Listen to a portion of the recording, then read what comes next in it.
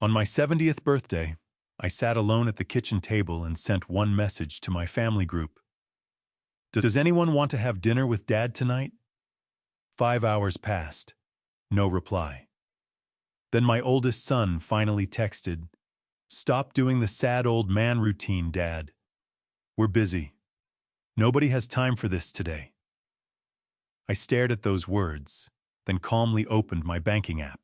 7 minutes later, every card they had been using was locked. A few hours later, my phone started ringing nonstop. That night, it showed 89 missed calls. Before we go any further, tell me where you are watching from right now. Your country, your city, drop it in the comments. I read every single one. Welcome to Dad Family Revenge, where every story carries a message worth hearing. This story contains fictional elements crafted for entertainment and reflection. Any resemblance to actual people or places is coincidental, but the lesson inside it is very much intended. I turned 70 on a Saturday in September, and the first thing I did that morning was stand at the kitchen window and watch the sun come up over the valley. 40 years I have been waking up to that view. The flat stretch of San Joaquin farmland running out toward the horizon, the irrigation channels catching the early light, the smell of soil that has been worked and rested and worked again. Most mornings that view steadies me. That morning it just reminded me that I was standing there alone. My name is Walter Haines. I live in a 3-bedroom house on the edge of Fresno, California, and from the outside, there is nothing about me that would make a person look twice. I drive a 2009 pickup truck with a dent above the rear wheel, well, that I keep meaning to fix. I wear flannel shirts I have owned so long the collars have gone soft. I cut my own grass and patch my own fences and buy my groceries on Tuesday mornings when the store is quiet. My 3 children, Grant in Los Angeles, Caleb in Sacramento, Sasha back in Los Angeles, have always assumed their father is a man of modest means. A retired agricultural engineer living on a pension, careful with every dollar, nothing put away beyond the basics. That is what they see, because that is what I showed them. What they do not see is 40 years of farmland acquired piece by piece storage facilities leased to growers across 4 counties, and a portfolio that would surprise most people who have shared a meal at this kitchen table. I built it quietly because Eleanor asked me to back when the kids were still young. She said money changes the way people look at you. And she was right about most things. Eleanor, my wife of 31 years. She passed 4 winters ago, and there is not a morning I do not feel the specific weight of that absence. Her handwriting is still on the spice jars above the stove. I have not changed them. I am not ready to. At 7 o'clock sharp, my phone rang. I picked it up expecting nothing and got Roy Decker instead, which is usually the better outcome. "Happy birthday, old man," Roy said, and then he sang the whole song, every word in a key that has never existed in any musical tradition on earth. His voice cracked twice on the high notes, and he did not care even a little bit. My chest loosened in a way it had been tight since I woke up. I pressed my hand flat against the counter and let out a long breath. "Roy," I said, "that was genuinely terrible." "I practiced," he said. "You should hear what it sounded like before." Roy Decker has lived on the property next to mine for 26 years. He is 72 years old, built like a man who spent his life lifting things that needed lifting. And he is the only person I know who will show up at your door at 6 in the morning with a tool he borrowed 8 months ago and an apology that sounds like it has been rehearsing the whole drive over. He asked if I wanted to come to his place for lunch. I told him I was going to wait for the kids to reach out. He did not say anything discouraging. He just said, "All right, Walter, call me if you change your mind." And he meant it the way Roy always means things, which is completely. I put the phone down and opened the family group chat. All 5 of them were in there. Grant and his wife, Caleb, Sasha, and Derek. I typed out one line. Anybody want to come by for dinner tonight? I read it over twice, then sent it and turned the phone face down on the counter. Then I went to the window and looked out at the valley and waited. The morning moved the way September mornings do in the Central Valley, slow and golden and indifferent to whatever a man is hoping for. By 9 o'clock, nothing. Nothing. I made a sandwich I did not taste and ate it standing at the counter because sitting down at the table felt like admitting something I was not prepared to admit. There was a small cake in the refrigerator. I had bought it myself on Thursday, a single-layer lemon cake from the bakery on Shaw Avenue. I had carried it to the car and driven home with it on the passenger seat like it was ordinary, like buying your own birthday cake at 69 years old is a thing that does not require any particular feeling. I did not take it out of the refrigerator, not yet. By noon, my phone had 3 read receipts on that message. Grant had read it. Caleb had read it. Sasha had read it. Not one of them had typed a single word back. 5 hours passed. I cleaned the kitchen. I went out to the side yard and straightened a fence post that did not need straightening. I came back inside and stood in front of the refrigerator for a full minute before closing it without taking anything out. A man can only pretend to be busy for so long before the pretending starts to cost him something. Then, at 2 in the afternoon, my phone finally lit up. My heart jumped. I crossed the kitchen in 4 steps and grabbed it off the counter. It was Grant. I pressed my thumb to the screen and opened the message. And I want to tell you exactly what it said, because I have read it enough times since that I have it word for word. Stop doing the sad old man routine, Dad. We're all busy. Nobody has time for this today. I read it once. Then I read it again slower, the way you read something when you are hoping you misread it the first time. I had not misread anything. That was the whole message. No punctuation at the end. No period. Just that sentence sent and done from my son on my 70th birthday. I set the phone down on the counter face down and pressed both palms flat against the edge of the sink and looked out the window at the valley and did not move for a long time. My throat had closed up completely. My chest felt like something inside it had just stopped, the way an engine stops, not dramatically, not with noise, just a cessation. By 2 in the afternoon, my phone had 3 read receipts on that original message, and 1 reply. And the reply was the only thing any of them said to me all day.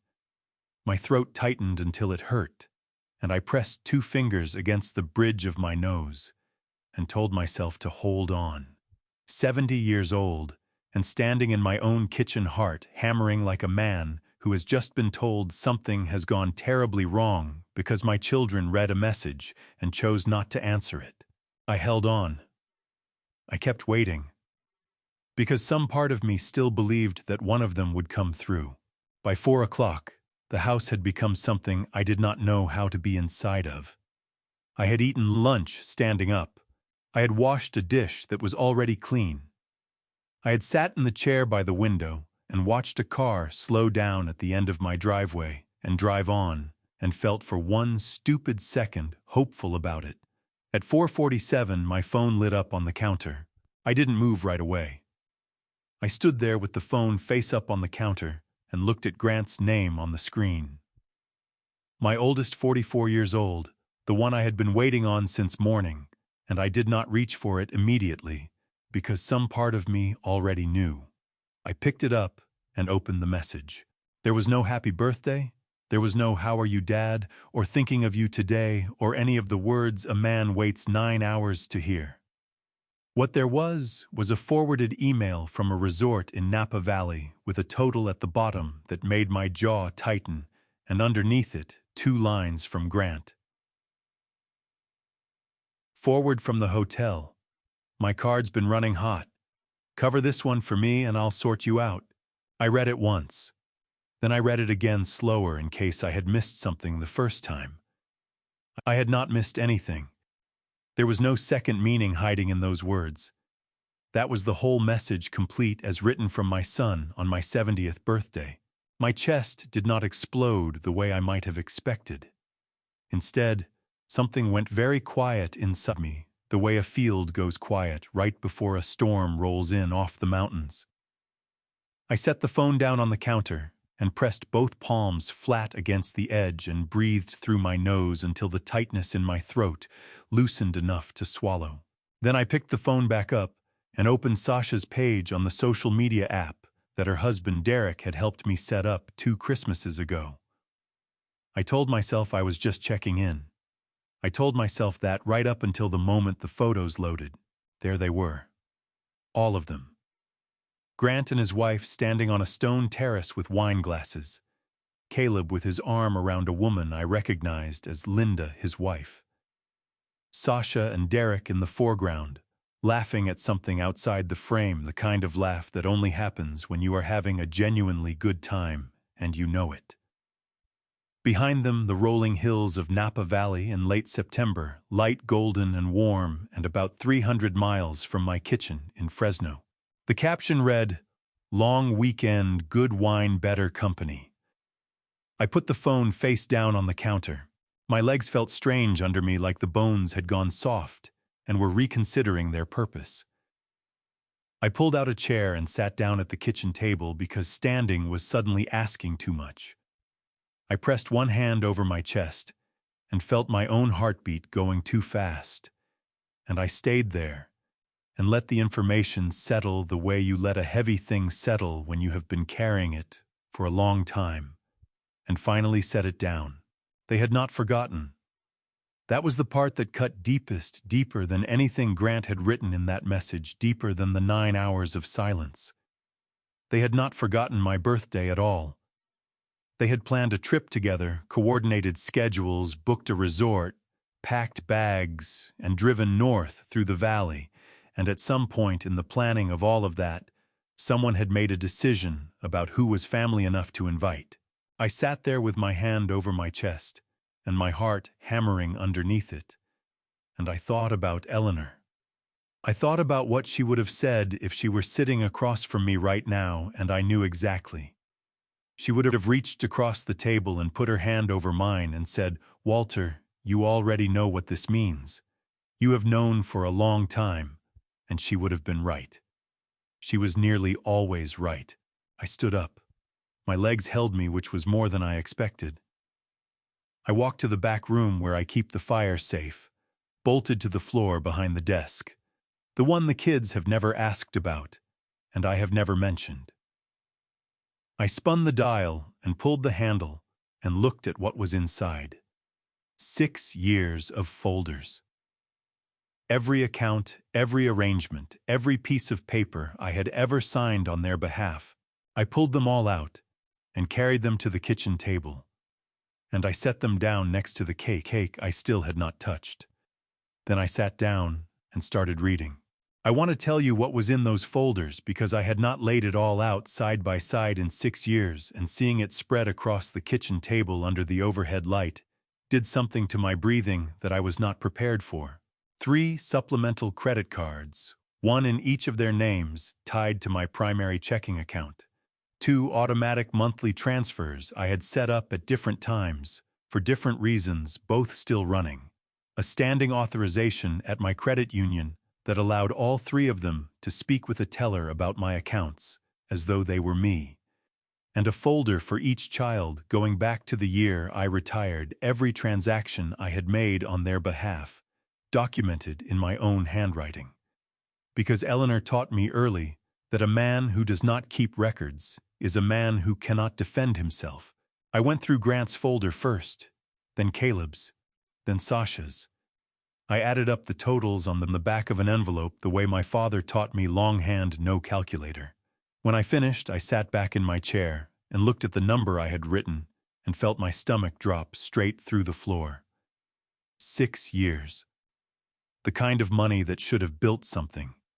Instead, it had disappeared into explanations I had believed completely at the time and could not fully account for now. I picked up my phone. It was 6 minutes past 5 in the evening, still full daylight outside the valley, turning that particular shade of amber it gets in late September when the harvest is winding down.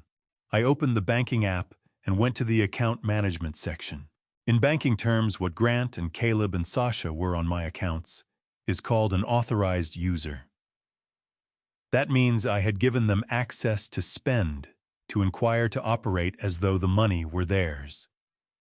What most people do not realize is that the primary account holder can remove that access at any time for any reason with no notice required.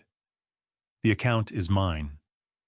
The authorization is a privilege, not a right. I had given it freely. I could take it back the same way. It took me 7 minutes. I removed Grant first, then Caleb, then Sasha. I canceled both automatic transfers. I revoked the credit union authorization. I went through every linked account and pulled every thread I had, let them hold one by one until there was nothing left connecting their names to my finances in any form. 7 minutes to undo 6 years. I set the phone down on the table next to the folders and looked at the cake still sitting in its bakery box on the counter. Single-layer lemon. I had not touched it. I pulled it toward me, opened the box, and cut a slice with the knife I use for everything in this kitchen, the one with the wooden handle that Eleanor picked out at a store in Clovis back in 1994. I ate that slice of birthday cake standing up at my own counter alone at 5:13 in the evening, and I want to be honest with you, it was a good cake. The bakery on Shaw Avenue does not make a bad lemon cake. I tasted almost none of it. At 5:21, my phone rang. Grant. I watched his name pulse on the screen until the call dropped. Then it came back. Then Caleb's name. Then Sasha's. By 6 o'clock, the missed call count was at 31. The voicemails started stacking up, and I did not listen to a single one because I already knew what they contained, and I did not have the stomach for it yet. By 9:30, the number was 89. I sat in the kitchen chair with my hands wrapped around a coffee cup that had gone cold an hour ago, and I felt something moving through my chest that I can only describe as grief. Not anger. Grief. The specific, heavy, settling kind that comes when you finally stop arguing with something you have known for a long time. Around 11 o'clock, I stood up, my knees, aching the way they do when I have been sitting too long in the same position, and I walked to the kitchen shelf where Eleanor kept things that mattered. Her good mixing bowl, the photograph of the two of us at Yosemite in 2003, and at the far end, a journal with a dark green cover and her name written on the spine in her own handwriting. She had kept that journal from the year we moved into this house, until the year she got her diagnosis. I had not opened it since the week after her funeral. I had told myself I was not ready. 4 years I had told myself that. I took it down from the shelf. My hands were shaking so badly I nearly dropped it.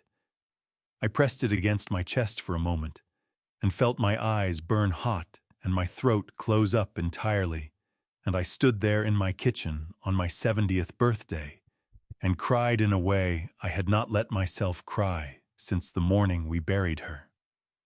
Then I wiped my face with the back of my hand, sat back down at the table and opened it. Eleanor did not write the way I expected her to write. I had carried that journal on the shelf for 4 years, telling myself I was not ready, imagining pages full of feelings, long emotional entries, the way you see in movies about women who keep diaries. What I found instead was something that looked a lot more like the way she ran our household, precise, observational, economical, with words in a way that made every word count double. She wrote dates in the upper right corner. She wrote names without softening them, and in the margins in her small, tight print, she wrote the things she had noticed, but had not said out loud. Not because she was hiding them, because she knew me well enough to know I would not have been ready to hear them at the time she wrote them down.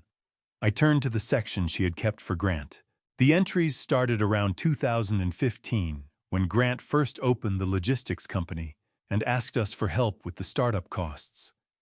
Eleanor had written the amount, we gave him the date, and then in the margin, he did not ask what we could afford. He told us what he needed. There is a difference. I sat with that sentence for a long time.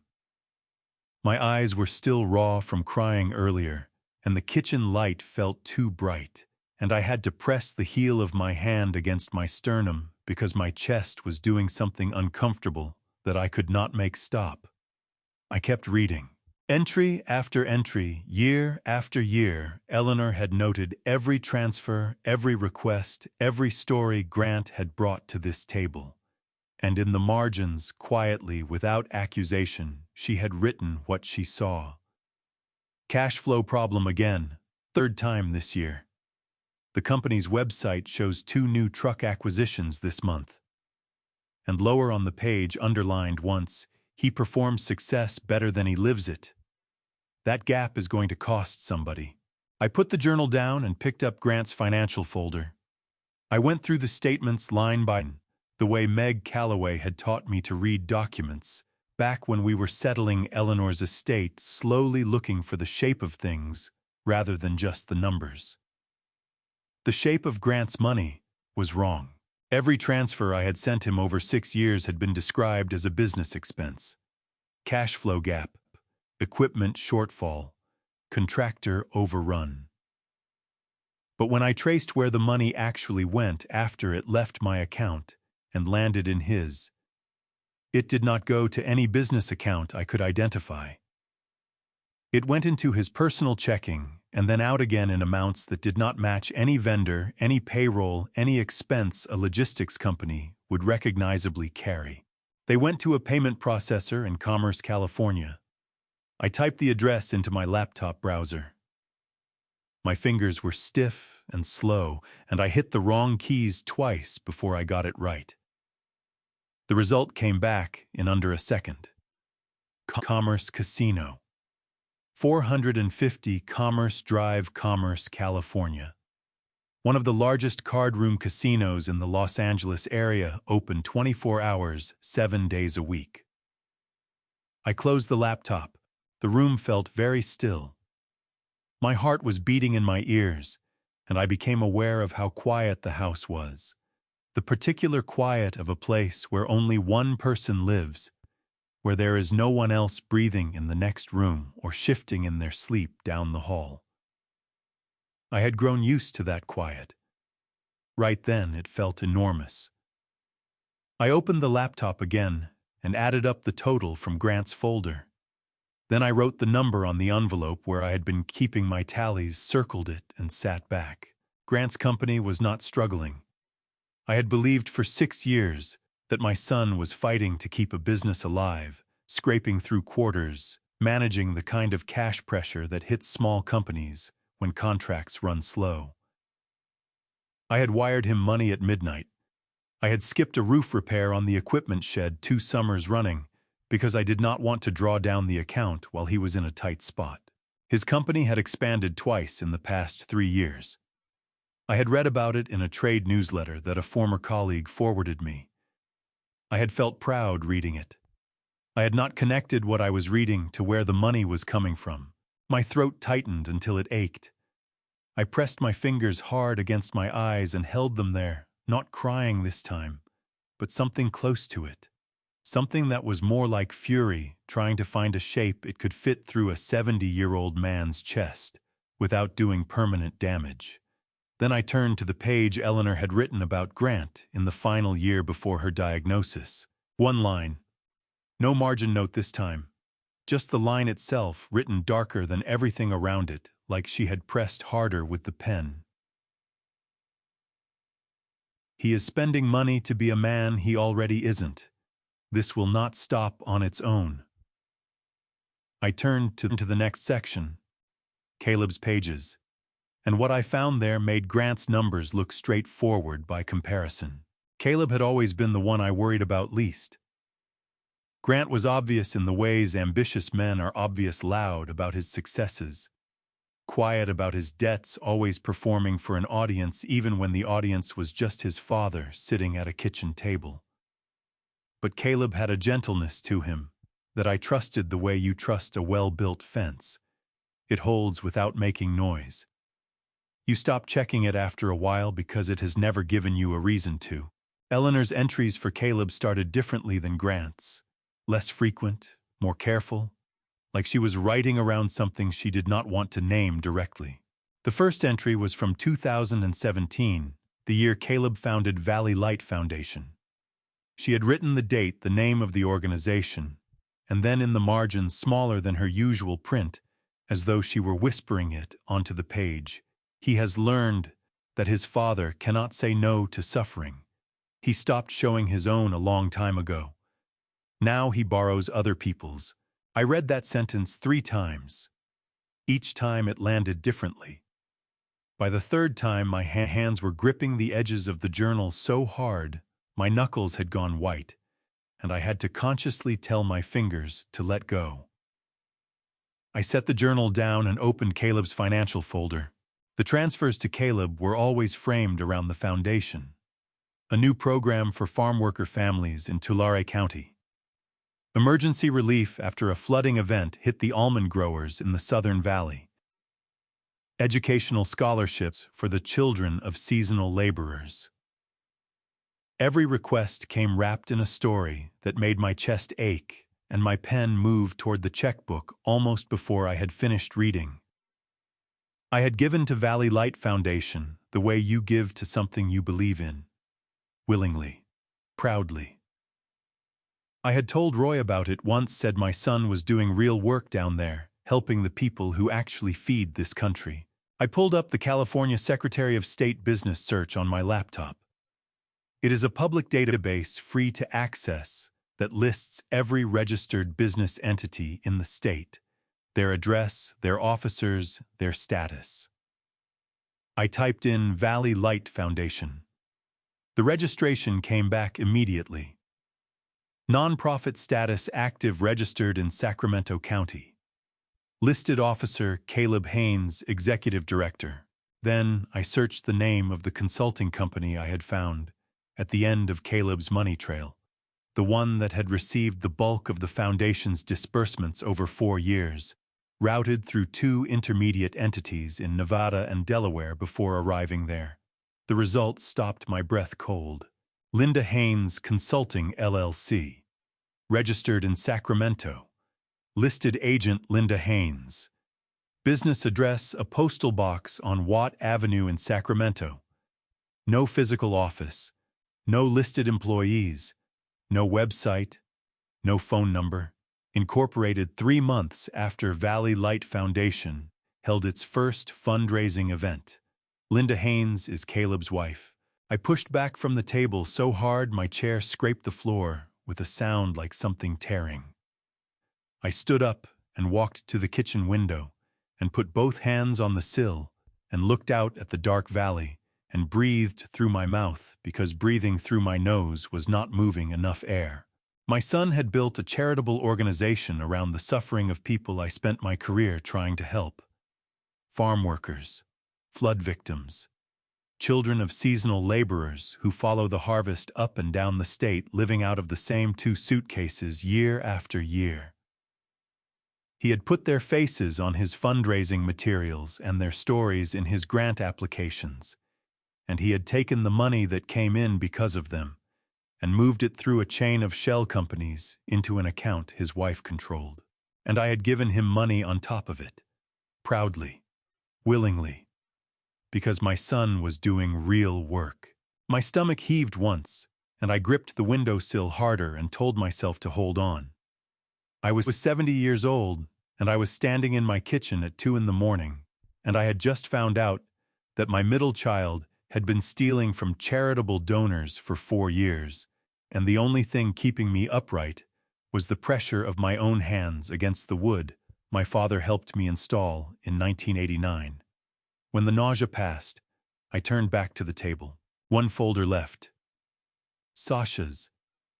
I had been avoiding it the way you avoid the last item on a list when you already know it is the worst one.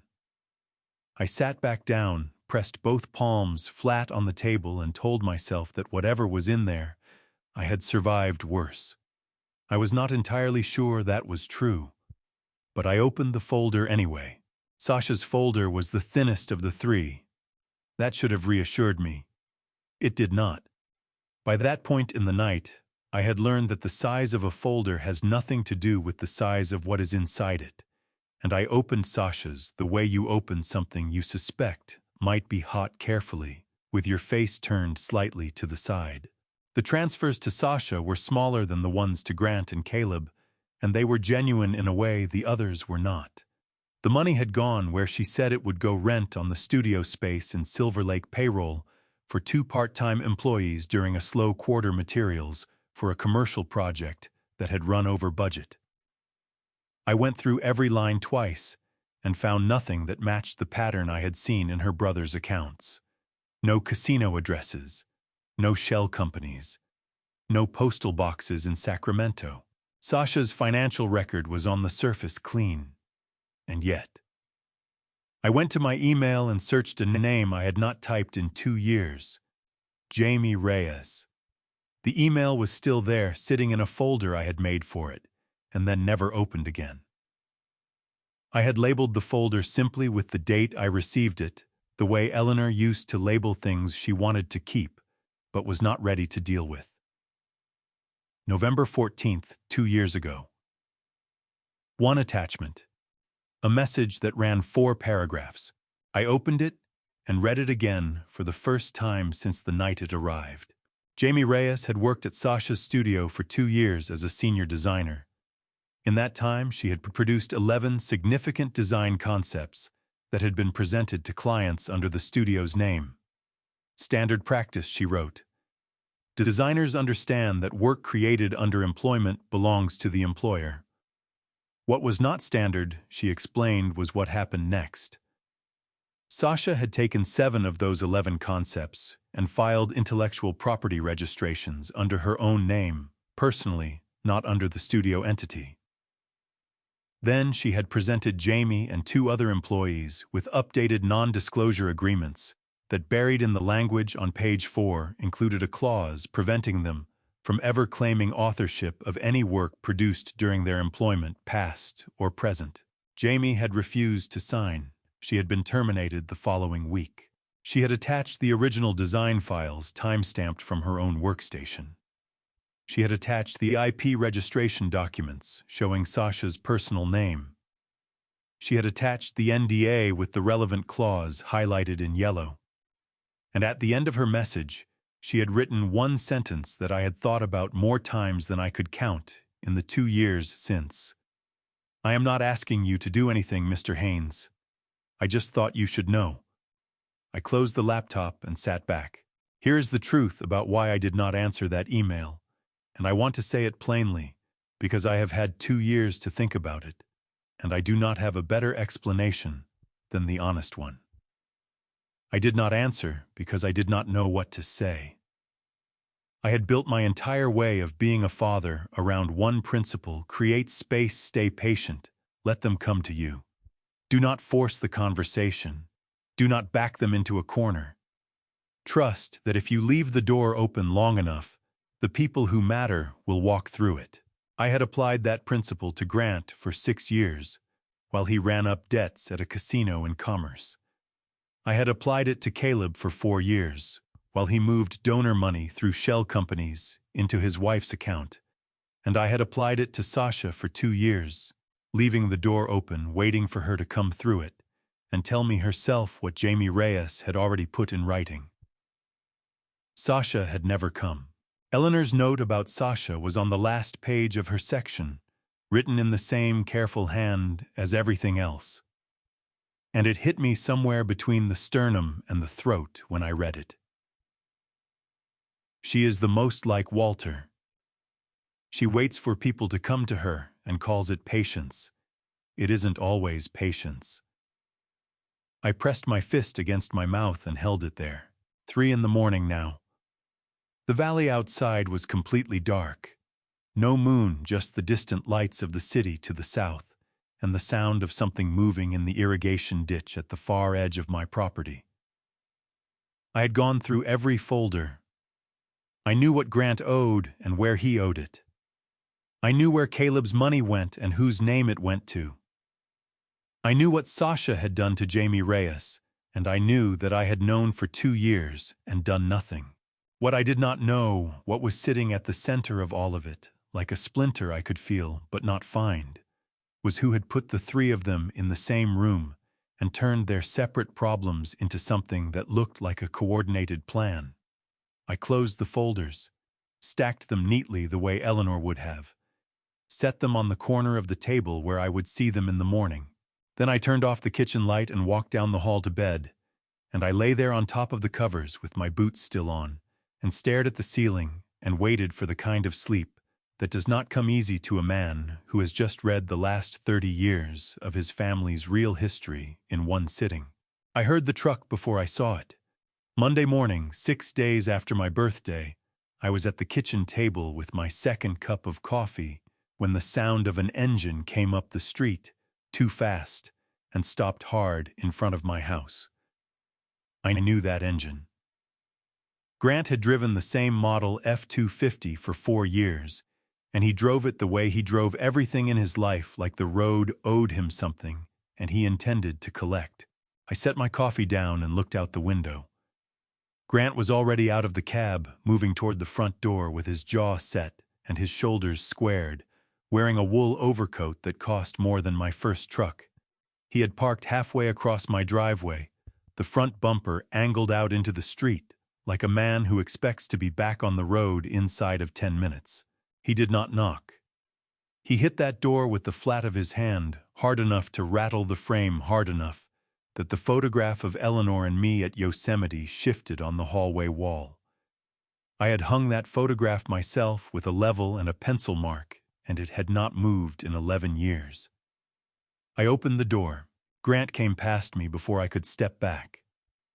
Moving into the house the way water moves into a low place, filling it immediately and completely.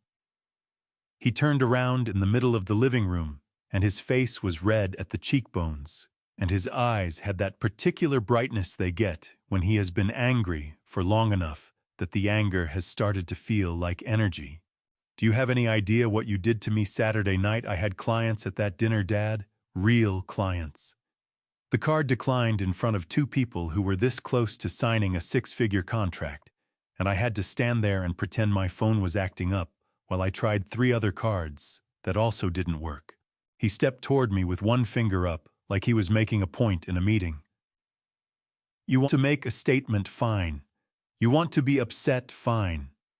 But you do not get to blow up my professional life because you're having a moment."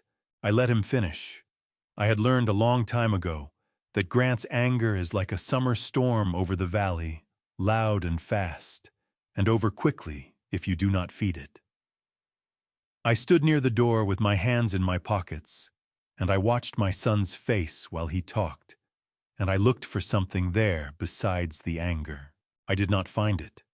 There was no worry in that face, no flicker of, "Is he all right?" No trace of "I should have called," no guilt about a birthday that had come and gone without a word from him. There was only the anger, and underneath the anger, the very specific anxiety of a man whose access to something he needs has been cut off.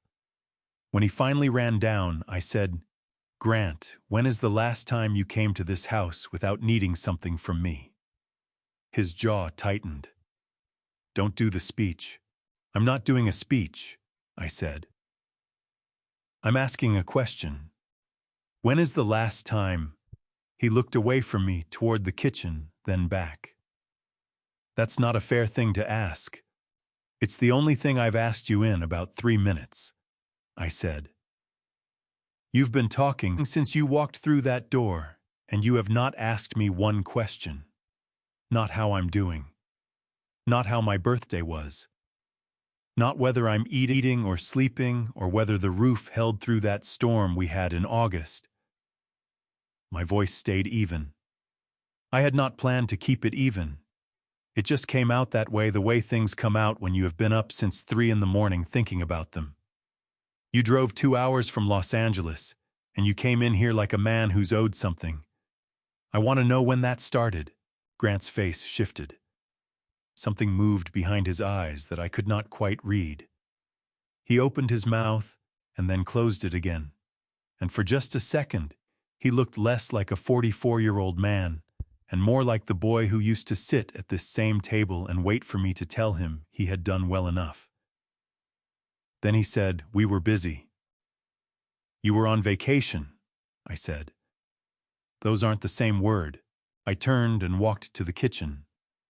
I opened the drawer next to the stove, the one where I keep the things that matter too much to put anywhere else, a spare key. Eleanor's reading glasses that I cannot make myself throw away, and the watch.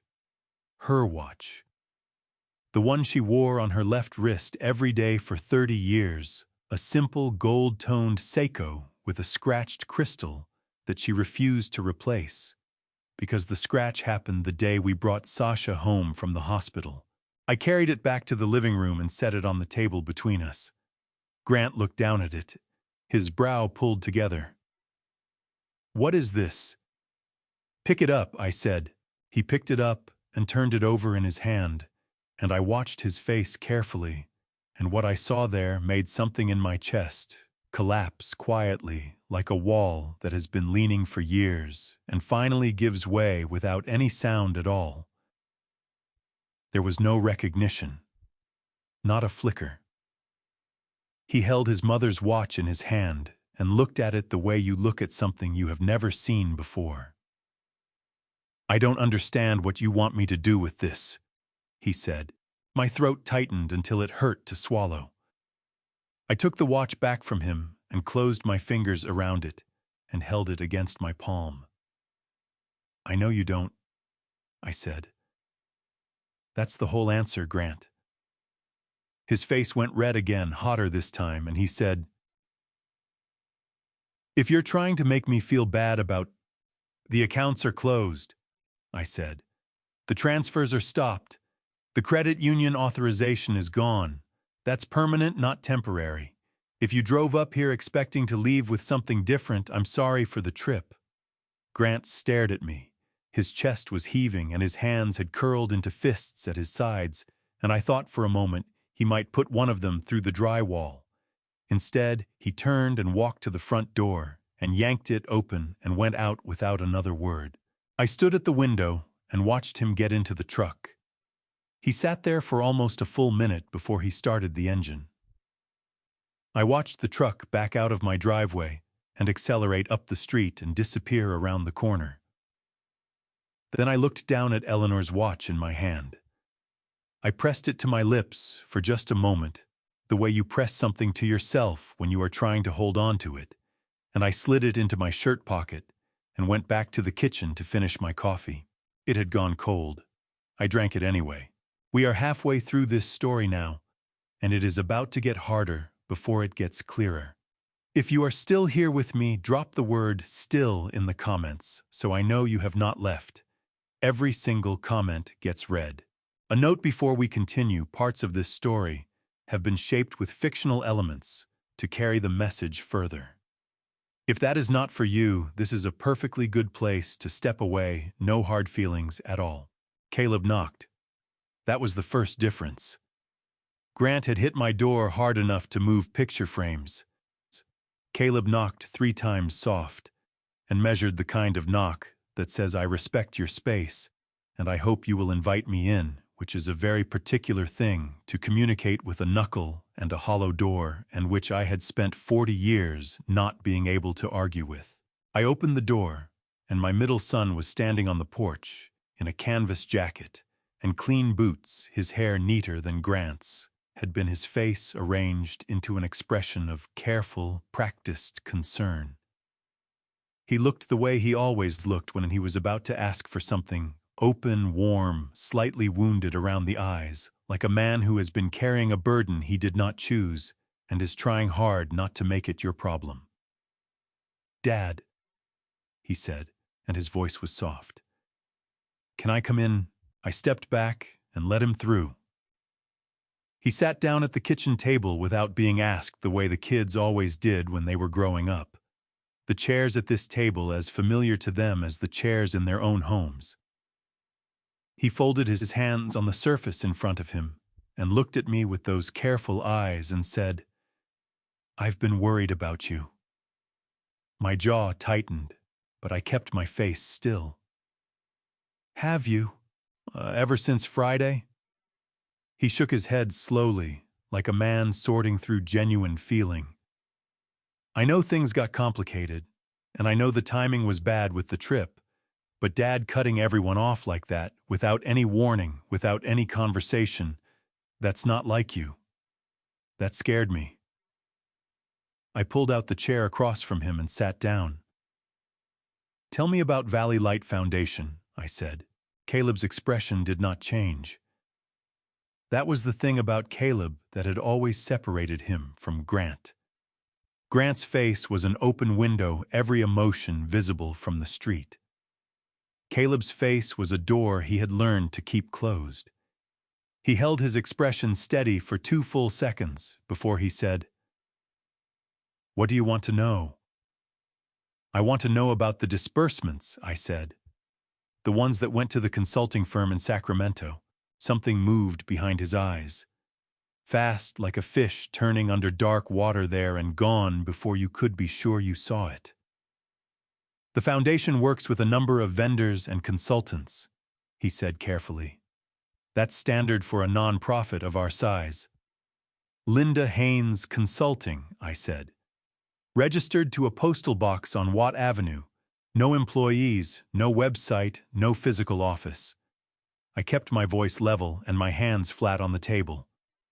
"Your wife's name on the registration documents." Caleb's jaw shifted. His hands still folded on the table pressed together harder until the knuckles went pale. There's context to that situation, that you're not." I pulled the registration from the Secretary of State database, I said. "It's public record, Caleb. Anyone can look it up."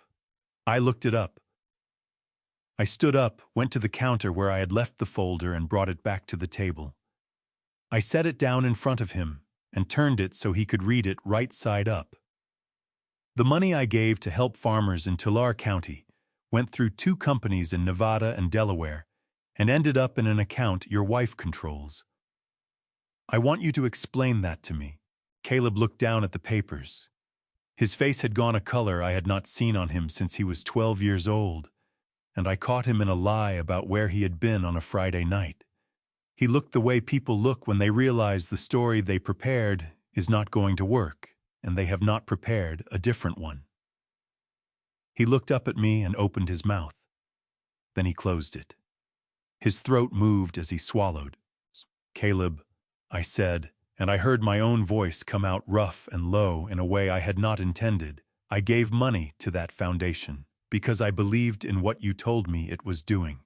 I believed in the families. I believed in you." My chest was burning now, a hot pressure behind the sternum that I recognized as the place where grief and anger meet when there is no more room to keep them separate. "Tell me I'm reading this wrong. Tell me there is something in these pages I have misunderstood. I am asking you to tell me that."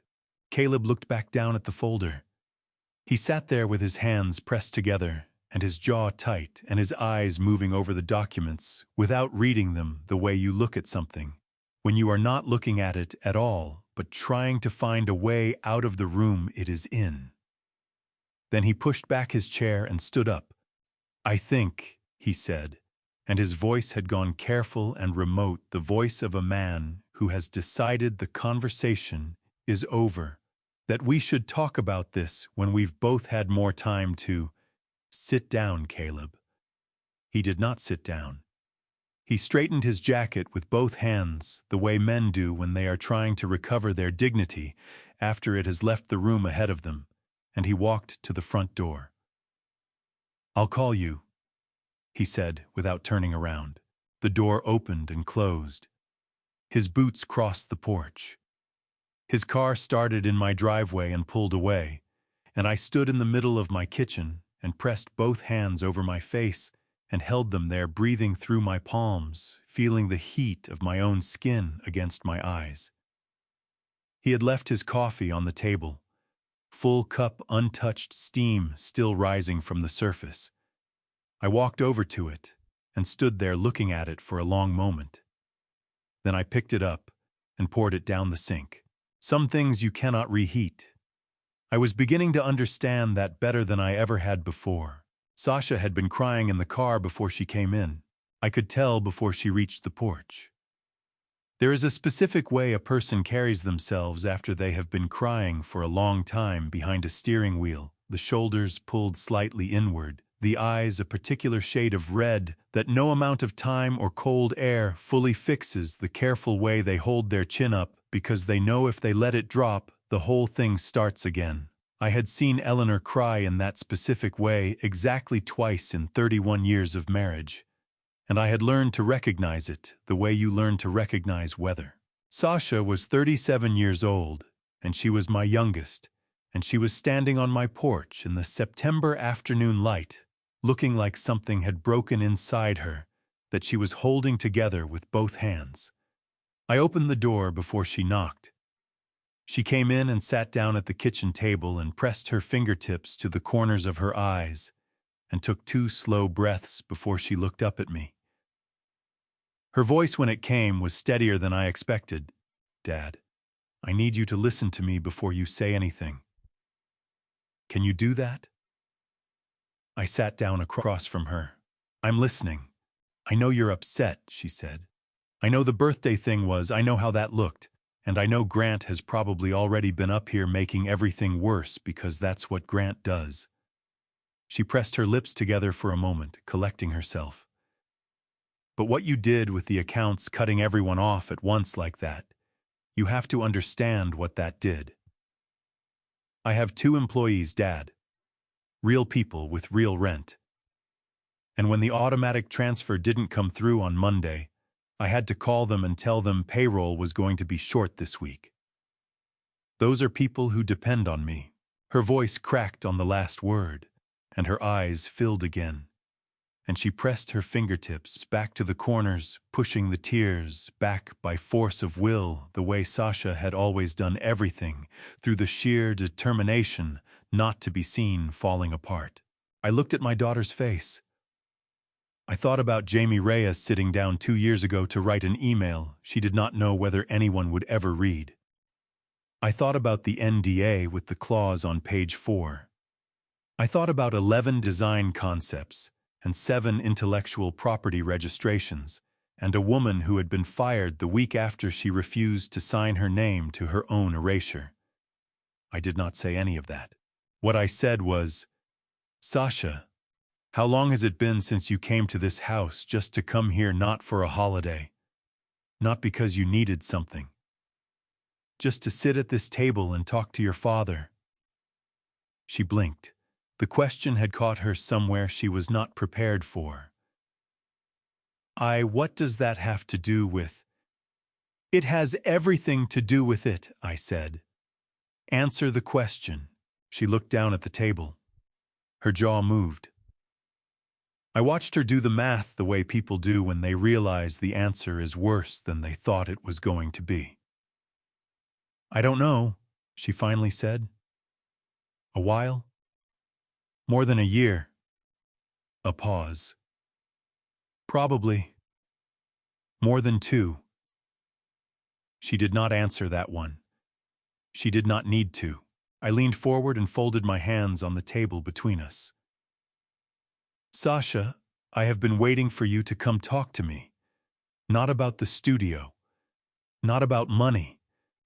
Not about Derek's opinions on my financial planning." I kept my voice even and my eyes on hers. "I have been waiting for you to come sit in that chair and talk to me the way you used to when you were 8 years old, and you used to come in here on Saturday mornings and just sit. Do you remember that?" Something shifted in her face. The careful composure she had carried in from the car developed a crack right down the center of it, and her chin dropped, and her eyes went bright and wet, and for a moment She looked exactly like that 8-year-old girl she had been, the one who used to climb onto the counter and steal pieces of whatever Eleanor was baking and act innocent when confronted with the evidence on her shirt. "Dad," she said, and her voice had gone small. "I know you've got things going on," I said. "I know the studio is hard and the industry is competitive and Derek has ideas about how things should work that don't always line up with how things actually work. I know all of that." I pressed my hands flat on the table. "But I need you to hear me when I say that I have been sitting at this table waiting, Sasha. Not for a holiday visit. Not for a request. Just for you to walk through that door because you wanted to, not because you needed something. And I am still waiting." Sasha put both hands over her mouth. Her shoulders were shaking now, the careful control she had walked in, with breaking apart piece by piece. And 2 tears ran down her face that she did not try to stop this time. "I didn't think you wanted me to," she whispered. "I thought you were I thought you were fine." My throat closed up so hard I had to look at the window for a moment to get it back. Fine. 70 years old, in an empty house with Eleanor's handwriting on the spice jars, and her watch in my shirt pocket, and a birthday cake I had bought myself, and my daughter thought I was fine because I had not told her otherwise. "I'm not fine," I said. My voice came out rougher than I intended. "I'm a long way from fine, Sasha." She was crying properly now. Not the controlled, careful crying she had walked in with, but the real kind, her breath hitching, and her hands pressed to her face and her shoulders shaking. I reached across the table and put my hand over her wrist and held it there. We sat like that for a while. The afternoon light moved across the kitchen floor the way it does in September, slow and amber and indifferent, and outside a car went by on the street, and somewhere down the block, Roy's dog barked twice and stopped.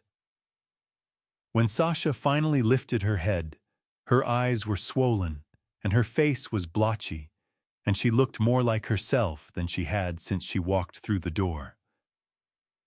"I don't know how to fix this," she said. "I know," I said. "Neither do I. But that's a different conversation than the one we've been having, and it's the one I've been trying to get to." She left an hour later, quiet, and wrung out in the way that sometimes comes after a hard conversation when the hard part has been said, and what remains is just the sitting with it. I walked her to the door and watched her get into her car and held my hand up when she looked back. I went inside and stood in the kitchen. The afternoon had gone golden and long-shadowed. I thought about the 3 of them, Grant with his hands in fists, Caleb with his jacket straightened, Sasha with her tears finally real at the end.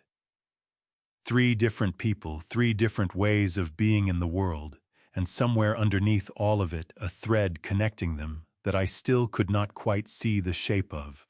Saturday morning, I was at the table with my coffee when I heard a car come slowly up the street and stop in front of the house. Not Grant's truck, not Caleb's sedan. A car I did not recognize. The engine cut. A door opened. I looked out the window and saw a backpack first hanging off one shoulder. Then I saw who was carrying it, and I set my coffee cup down on the table with both hands because suddenly I needed something to hold on to. It was Nora, Caleb's daughter, my granddaughter. 17 years old, 5'4", with her mother's dark hair and her grandfather's habit of standing very still when she is thinking hard about something. I had not seen her since the previous Christmas when she had sat at this same table and helped me put together a jigsaw puzzle of the Golden Gate Bridge for 3 hours without once looking at her phone, which is either a sign of extraordinary patience or extraordinary politeness, and I had never been able to decide which. She was gripping a USB drive in her right hand so hard that the skin around her knuckles had gone pale. She was wearing a gray sweatshirt and jeans, and the kind of expression you see on a person who has made a decision they are not going to unmake, but who has not yet finished being afraid of it. I opened the door all the way and said, "Nora, come in." She stepped inside, and I saw her eyes go around the kitchen, the way young people's eyes go around a space they remember from childhood, checking that everything is where it was. She looked at Eleanor's mixing bowl on the shelf. She looked at the photograph by the window. Then she looked at me and her chin came up, and she said, "Grandpa, I need you to know something before I show you this." "All right," I said. "I love you." Her voice was steady, but her free hand had found the hem of her sweatshirt and was holding onto it. "I need you to know that first, before anything else." My chest tightened at that. "I know you do, Nora. Sit down." We sat across from each other at the kitchen table, the same two chairs where Sasha and I had been sitting the evening before, and Nora set the USB drive on the table between us, but did not push it toward me. She looked at it for a moment, then looked up. "Last Thanksgiving," she said, "my dad had people over. Uncle Grant and his wife, Mom, Derek." She swallowed. "I was supposed to be upstairs, but I came down to get something from the kitchen, and I heard them talking in the dining room. The door wasn't all the way closed." She pressed her lips together. "I stood there and listened, and then I went back upstairs, and I got my phone and I came back, and I recorded the rest of it through the door gap." I looked at the USB on the table. "How long?" "About 3 minutes of usable audio." She exhaled slowly. I know there are legal things around recording people without them knowing. In California, everyone has to consent. I looked it up, which is why I didn't know what to do with it for a whole year." Her eyes were bright now, and her jaw was tight with the effort of keeping her voice even. "But I couldn't just not tell you, especially after what happened on your birthday." "Play it for me," I said. She took the USB from the table and plugged it into the laptop. "I keep on the kitchen counter the old one with the cracked hinge that I have been meaning to replace for 2 years. She opened the file and looked at me once more, and I nodded, and she pressed play. The audio was imperfect room noise, the clink of glasses, someone moving a chair, but the voices were clear enough.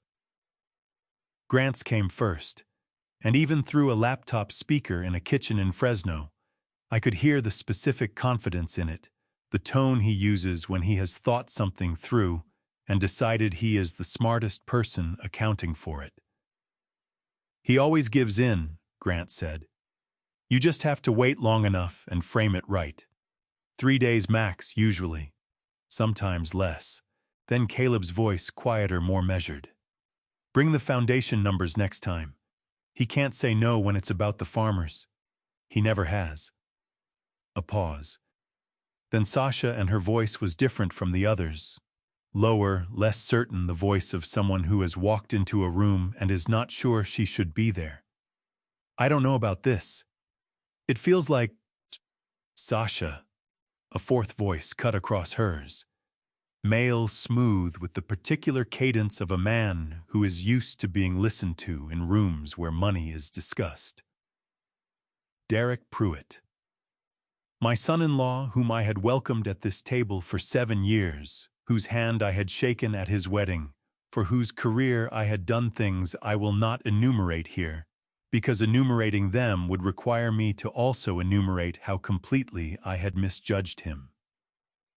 This is family financial planning. Your father has significant assets that aren't being deployed efficiently. We're not taking anything from him. We're helping him allocate. He doesn't know we're helping him," Sasha said. "He will," Derek said. "Eventually." Nora closed the file. The kitchen was very quiet. I became aware of the sound of the refrigerator running and the distant noise of a lawnmower somewhere down the street, and the blood moving in my own ears, which was moving considerably faster than usual. I had thought Grant was the architect of this. I had spent a week thinking about Grant, his truck in my driveway, his fists on my table, his voice on the voicemail. Grant was loud, and Grant was obvious, and Grant was the one who had sent that message on my birthday.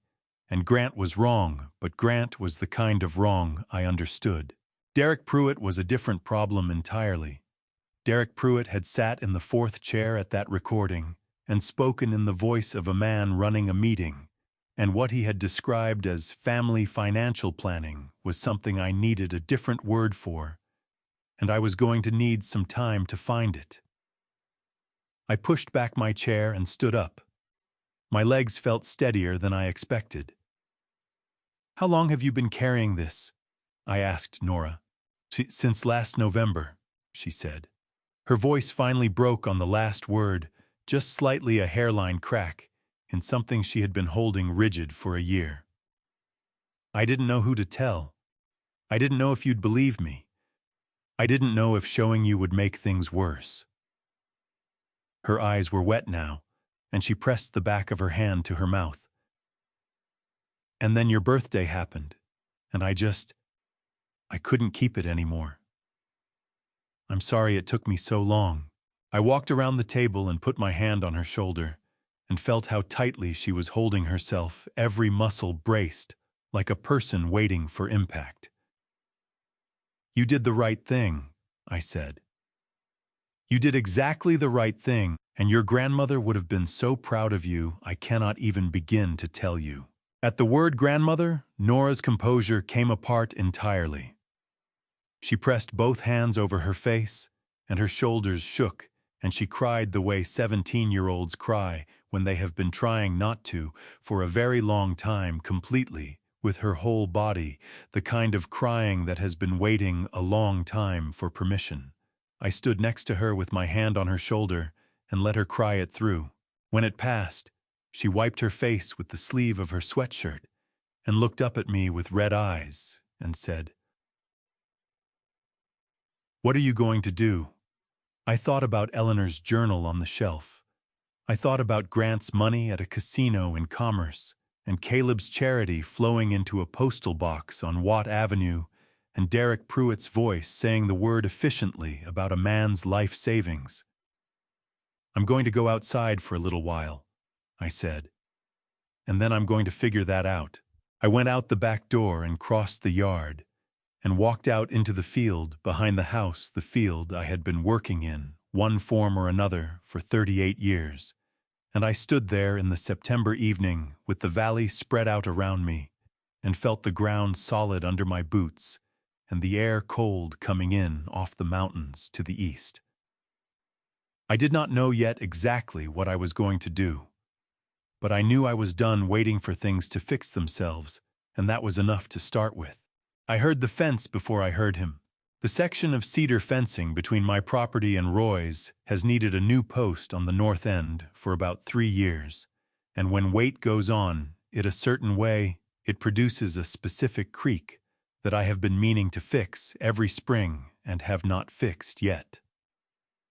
I heard that creak now, and then the sound of boots landing on my side of the fence, and then the particular rhythm of Roy Decker walking across uneven ground in the dark, unhurried, slightly favoring his left knee the way he has since a tractor incident in 2011 that he refuses to describe in any detail beyond, "It was my own fault, and I'd rather not relive it." He came up beside me and held out a can of coffee without saying anything. The kind that comes in the green and gold, the brand we have both been drinking since approximately 1984, because neither of us has ever seen a compelling reason to change. I took it. The can was warm against my palm. Roy stood next to me and looked out at the same stretch of valley. I had been looking at the dark fields running south toward the city lights, the irrigation channels catching what little moon there was. He put both hands in his jacket pockets and rocked back slightly on his heels, the way he does when he is settling in somewhere. We stood there together, and the September night moved around us cool and smelling of turned earth and the distant sweetness of late-harvest grapes from the vineyard 2 properties over. An owl called once from the line of eucalyptus trees along the eastern edge of my property and did not call again. After a while, Roy said, "You want to tell me about it, or you want to stand here until your knees give out?" "My knees are fine," I said. "Mine aren't," he said. "So talk." That was Roy. 40 years of friendship compressed into 2 sentences, and both of them practical.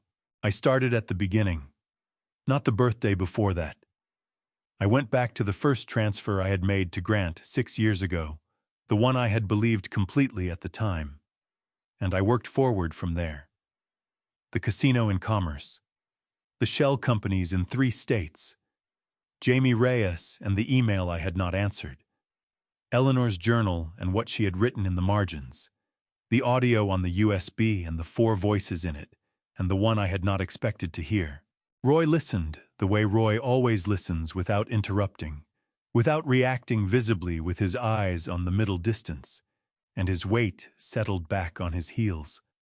When I finished, he was quiet for a moment, turning things over in that methodical way of his, the same way he approaches a piece of equipment that is not behaving the way it should. Then he said, "Derek." "Derek," I said. Roy exhaled slowly through his nose.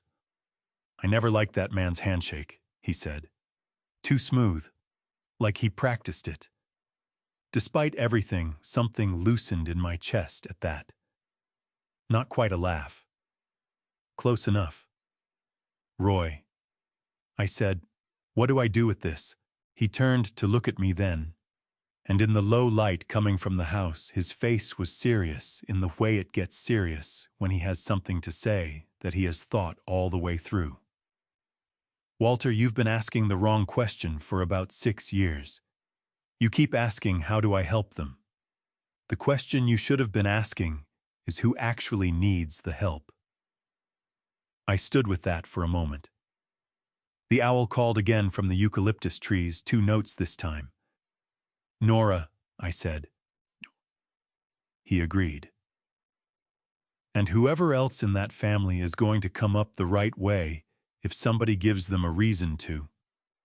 He looked back out at the valley. "You've got a lawyer. The woman who handled Eleanor's estate, what was her name?" "Meg Calloway," I said. "Downtown Los Angeles. Call her in the morning," Roy said. It was not a suggestion. Roy Decker does not really do suggestions. He does observations that are so accurate they function as instructions. You know what needs doing. You've known since you opened that safe on Saturday. You've just been waiting to see if any of them were going to come through the door and give you a reason not to do it. My throat tightened. He was right, and we both knew he was right, and there was nothing to add to it. "Grant, Caleb, Sasha," I said. "Roy, these are my children. I know who they are," he said, not unkindly. "I've known them since Grant was 11 years old and broke my garage window with a baseball, and then came and told me before I found it myself." He paused. "He was a good kid, Walter. He made some bad choices on the way to being a man, and then he made some worse ones, and somewhere in there he stopped being the kid who came and told me about the window. He shifted his weight off his bad knee. That's not your fault, and fixing it is not your job anymore." I pressed my free hand over my eyes for a moment. My chest was aching in the specific way it aches when something true has just been said, in a room or in a field, where you cannot argue with it, and when I took my hand away, I looked back at the house. Through the kitchen window, I could see the light on and Nora moving around inside, and as I watched, she opened a cabinet and took down 2 mugs and filled them from the coffee maker, moving through my kitchen with the ease of a person who has been comfortable in that space since she was small enough to sit on the counter. "She cleaned up in there," I said. Roy looked.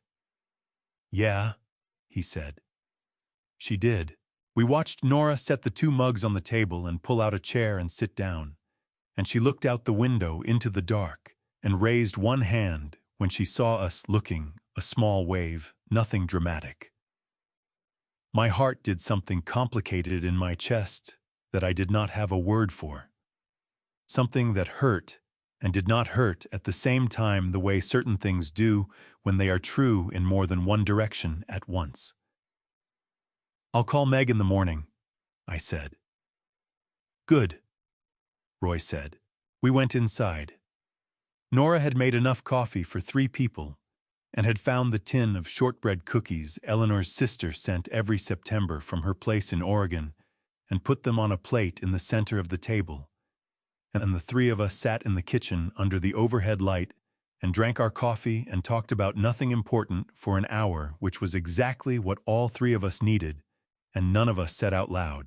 When Nora finally gathered her things to drive back to Sacramento, I walked her to the door. She hugged me at the threshold, her arms tight around my ribs, her chin on my shoulder, and I held on to her and felt the solidness of her, this 17-year-old girl who had driven 3 hours with a secret she had been carrying for a year and had put it down on my kitchen table because she loved me enough to. "Drive safe," I said. "Text me when you get home." "I will," she said. She pulled back and looked at me. "Grandpa, you're going to be okay." I did not know if that was true, but I nodded because she needed to hear it, and because there was a version of it that I was beginning to believe. I went inside and washed the 3 coffee mugs and turned off the kitchen light, and stood in the dark for a moment next to Eleanor's shelf, my hand resting on the spine of her journal. "I'm calling Meg tomorrow," I said quietly to no one, to the kitchen, to the photograph of the 2 of us at Yosemite that I could not see in the dark but knew was there. Then I went to bed, and this time I slept. Meg Calloway's office is on the 14th floor of a building on Wilshire Boulevard that costs more per square foot than my first irrigation pump, and she has occupied the same corner suite in it for 22 years, which tells you something about the kind of lawyer she is. I had called her from the kitchen at 7:15 Sunday morning before the coffee finished brewing. Meg picked up on the second ring. I said I needed to see her as soon as possible. She said Monday at 10. I said I would be there. I left Fresno at 6 in the morning to make sure of it. Her assistant showed me into the conference room at 9:58, and Meg came in 2 minutes later carrying a yellow legal pad and a pen and nothing else. Some lawyers come into a room like they are building a case just by entering it. Meg Calloway comes in like a woman who has already done her thinking and is ready to listen to yours. She sat down across from me and looked at me directly without the softening that people sometimes apply to their faces when they think you might be fragile. "I'm Walter," she said. "Tell me everything." So I did. I talked for 40 minutes without stopping. I started with the birthday and worked forward Grant's message, the photographs from Napa Valley, the 7 minutes on the banking app, the 89 calls, the folders from the safe, Eleanor's journal, Commerce Casino and the shell companies, and Linda Haines Consulting, and the email from Jamie Reyes that I had kept for 2 years and never answered. The audio on Nora's USB and the 4 voices on it, and what Derek Pruitt had said about efficient asset deployment, in the voice of a man who runs meetings for a living. Meg wrote on her legal pad throughout and did not interrupt once. When I finished, she set her pen down and looked at me. "Walter, I need to ask you something before we talk about what comes next." "All right," I said. "You want to punish them?" she said.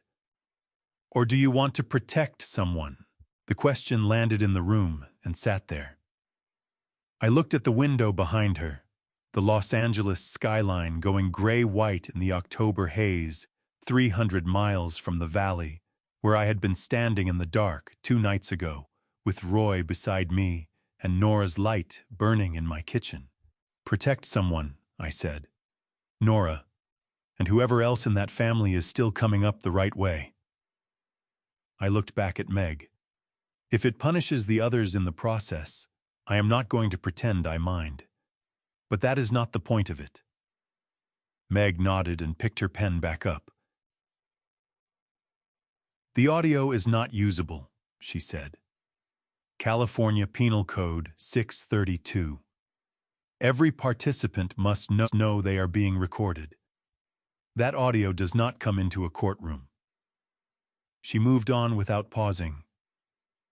What we do have is 6 years of your own financial records. Every account involved is yours. The transfers, the destinations, the timing, that document trail belongs to you, and no one can challenge your right to examine it. We went through it. The Secretary of State records on Linda Haines Consulting. The email from Jamie Reyes still sitting in my inbox with its attachments. When I mentioned Jamie, something sharpened in Meg's expression. Not surprise, but the specific satisfaction of a piece arriving that she had needed. I would like to reach out to Ms. Reyes, she said. With your permission. You have it, I said. Then Meg set her pen down flat and looked at me the way she looks when she wants to make certain you are hearing her. Walter, there is something else I need to tell you. My stomach dropped. Go ahead. 3 weeks ago, a colleague at a firm in Century City mentioned he had been approached about a conservatorship matter involving a Fresno County resident in his 70s. She held my eyes. The firm that approached him represents Grant Haines. The room went very still. Outside, a siren moved along Wilshire and faded into traffic. I knew what a conservatorship was. It is a legal proceeding in which a court appoints someone to manage the affairs of a person ruled unable to manage them independently. Under California Probate Code 1800, the petitioner must prove the subject lacks capacity to make responsible decisions about their finances or personal care. It is not a simple standard, but it can be turned into a weapon. My hands curled inward against the table until my knuckles pressed hard into the wood. I thought about Grant standing in my living room in September, red-faced and loud, performing outrage, and underneath that performance, a clock already running on a different plan. He came to my house, I said. My voice came out flat. He shouted at me about a declined credit card, and the whole time he already had a lawyer. It appears so, Meg said. I pressed both hands over my face and held them there. My chest felt like something inside it had been compressed and was not going to fully expand again. When I took my hands down, I said, "What do we do?" Meg picked up her pen. "We move first," she said. "An irrevocable trust puts your assets outside the reach of any conservatorship proceeding. Under California Probate Code 15400, once it is signed and recorded, it cannot be undone, it cannot be challenged on the basis of your capacity later, and it cannot be touched by anyone you do not authorize." She met my eyes. "But Walter, once you sign it, no one can help you take it back. That is what irrevocable means. I thought about Roy in my field 2 nights ago. You've known since you opened that safe on Saturday." "I know what it means," I said. "That is why I want to sign it." Meg looked at me for a long moment. Then she nodded, opened a new page on her legal pad and said, "Then let's build it right." We spent 3 weeks building it correctly. Every account, every parcel of land, every storage lease Meg drafted and I reviewed, and we went back and forth until there was nothing left to question. I signed the trust documents on a Thursday morning in early November, sitting at the same conference table where Meg and I had first talked. The word irrevocable comes from Latin. It means you cannot call it back. Meg said it to me twice during the signing, once when she walked me through the final document, and once just before I picked up the pen, and both times I told her I understood, and both times I meant it. The trust placed everything, the farmland, the storage facilities, the investment accounts, 40 years of work, into a structure managed by a corporate trustee in Sacramento. Nora and the other grandchildren were the sole beneficiaries. Education, medical care, and a first home match when each of them reached 30. and the clause I had asked Meg to put in twice in two separate sections, in language that left no room for interpretation. No parent of any beneficiary may serve as trustee, receive any distribution or borrow against the trust in any form, for any reason, at any time. I signed my name at the bottom, and Meg witnessed it, and the notary sealed it, and that was that. 40 years of accumulation gone from my estate in the time it takes to write your own name. Meg looked at me afterward and said, "How do you feel?" "Lighter, Iseki," I said. And I meant that too. I drove back to Fresno in the afternoon and stopped at Roy's on the way home and told him it was done. Roy nodded and handed me a cup of coffee and said, "Good." That was the whole conversation, which was exactly the right length. 2 weeks passed quietly. Then, on a Tuesday evening, my phone rang and Grant's name was on the screen. I let it go to voicemail. When I listened to it later, his voice was different from the shouting man who had stood in my living room in September. This voice was flat and careful and precise, the voice of someone who has been to see a lawyer and come back with a plan. "You're going to need to explain this to a judge, Dad," he said. "I'd think carefully about what you've done." I forwarded the voicemail to Meg without responding. 3 days later, Meg called me at 8 in the morning, and I heard in her voice the particular flatness she uses when she has bad news she has already figured out how to handle.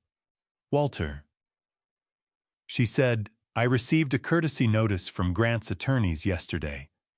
They have filed a preliminary petition and attached a supporting document." A pause.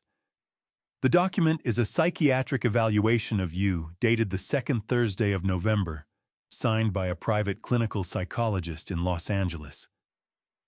I sat down at the kitchen table. "Meg, I was in your office that Thursday. We signed the trust." "I know," she said. "I have the notary log with the timestamp. You were on the 14th floor of my building from 9:47 in the morning until 11:52. Her voice was steady and precise. "The evaluation claims you were seen at a private practice in Brentwood at 10:15 the same morning." The air went out of the room. I pressed my hand flat against the table and stared at the grain of the wood and let that information settle. "They fabricated a psychiatric record," I said. "That is what the document indicates," Meg said. "And Walter, I want you to understand what this means in legal terms. Submitting a falsified document in support of a court petition is a criminal offense in California. California Penal Code 132 covers the introduction of false evidence into legal proceedings. Penal Code 134 covers the preparation of false evidence with the intent to use it. Both are felonies." She paused. "I am reporting this to the Fresno County District Attorney's Office this afternoon. This is no longer only a civil matter." My throat had gone dry. I swallowed twice before I could answer. "Do what you need to do, Meg." "I intend to," she said. After I hung up, I sat at the kitchen table for a long time with both hands wrapped around a coffee cup that had gone cold. I thought about Grant in his overcoat standing in my living room in September, loud and red-faced, performing the role of the wronged son. And underneath that performance, already a forged document being assembled in an office in Brentwood by someone who had been paid to put my name on a piece of paper describing a man I was not. My eyes burned, and I pressed the heels of my hands against them hard until the burning passed. Then I stood up and washed the coffee cup and dried it and put it back in the cabinet, because there was nothing else I could do at that moment, and keeping the kitchen orderly was something I could control. 3 days later, Grant called to cancel Thanksgiving. No explanation. Just a text, 9 words. "Not going to work out this year. Sorry, Dad." I read it once. Then I called Roy. Roy showed up at 4 o'clock with a roasted chicken and a bottle of apple cider and the specific kind of cheerfulness that a man produces when he has decided the situation calls for it, whether he feels it or not. He came through the back door the way he always does, knocked twice, and walked in without waiting. Set the chicken on the counter still in its grocery store bag, and put the cider in the refrigerator, and turned around and said, "You got plates, or do I have to find them?" "Same place they've been for 30 years, I said. "Good," he said. "Then you get them." That was how we handled it. No ceremony. No discussion of what Thanksgiving was supposed to look like or who was supposed to be at the table. Roy got the silverware and I got the plates, and we set the table the way two men in their 70s set a table efficiently, without fuss, covering the basics and leaving the rest alone. We were halfway through the chicken when we heard a knock at the front door. I was not expecting anyone. Roy raised his eyebrows at me, and I raised mine back at him, and I pushed back my chair and went to the door and opened it. And Nora was standing on my porch in a gray wool coat with a pie tin covered in aluminum foil held out in both hands. Her nose was red from the drive. Her hair was windblown. She was grinning like a person who has just done something slightly impulsive and has not yet decided whether it was a good idea. "Nah, I made pie," she said. "It might be a little crooked." My chest cracked open like dry ground after rain, sudden and complete. I stepped back and held the door and said, "Get in here." She came in and greeted Roy with a hug that he accepted with the careful dignity of a man who does not hug often but is genuinely glad to be hugged. And she set the pie on the counter and pulled off her coat and sat down at the table like she had been expected all along. The pie was apple. It was significantly more than a little crooked. It was one of the finest things I had seen in recent memory. We ate together, the three of us, at a table that seats 8. After the pie, Roy poured the last of the cider into 3 glasses and leaned back in his chair and looked at the ceiling for a moment, in the way he does when he is about to say something he has been holding for a while. "Walter," he said, "there's something I should have told you sooner." I set my glass down. "Tell me now." Roy looked at the table. His jaw worked once. "Back in August, Grant came to see me. Came to the house, knocked on the door, very polite. Said he was worried about you. Said you'd been saying some things that didn't add up, forgetting conversations, getting confused about dates." He paused. He asked me if I'd noticed anything like that. The kitchen was very quiet. Nora's hand tightened around her cider glass until her knuckles went white. "He was looking for a witness," I said. "I figured that out about 10 seconds in," Roy said. "I told him I hadn't noticed anything of the kind because I hadn't. You are the sharpest 70-year-old I know, and I've known you since you were 32. His voice had gone rough at the edges. I told him to go home. "Why didn't you tell me?" I said. Roy looked up. His eyes were steady, but there was something uncomfortable behind them. The look of a man who has made a decision he is not entirely at peace with. "Because I didn't want you going into whatever was coming carrying one more thing. You had enough." He picked up his cider glass and set it back down without drinking. "I figured you'd know when you needed to know." I pressed both hands flat on the table and stared at the grain of the wood and breathed through the anger that was moving up my chest, hot and tight, because the anger was not at Roy. Roy had done what Roy thought was right, and I could not argue with the love behind it, even if I could argue with the decision. Nora reached across the table and put her hand over mine. Her grip was firm and immediate, the grip of someone who knows when to reach and when to hold on. "He went to your best friend," she said, and her voice shook with something that was not quite anger and not quite grief, but lived in the neighborhood of both. "He sat in Roy's kitchen and tried to turn him into a witness against you." "He did," I said, "and Roy told him no." He did, Roy said.